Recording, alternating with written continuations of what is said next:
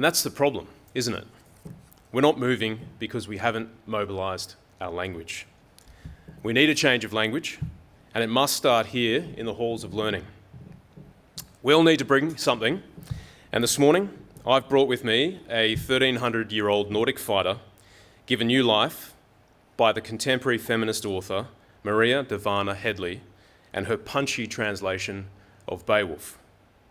In 2020, Headley gave the world a fresh look at the Swedish warrior of the 6th century.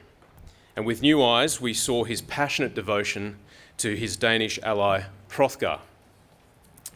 We saw the existential threat they both faced from a hell dweller known as Grendel, a dark, terrifying enemy.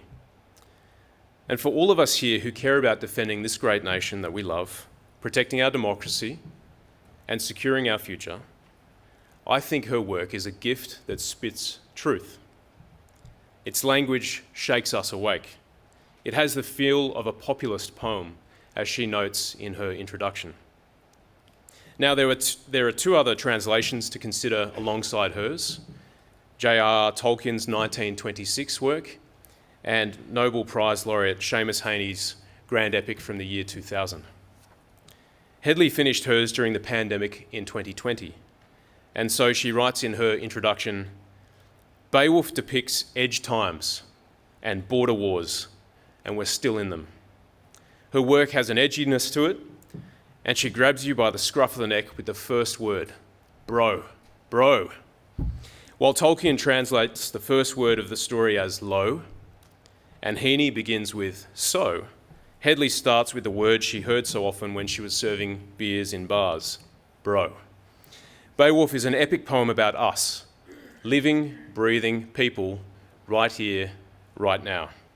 It's about the human condition and our universal quest for security and peace. And while Headley's Beowulf is courageous and powerful, he is vulnerable and flawed too. When he first fights the monster, it hurts.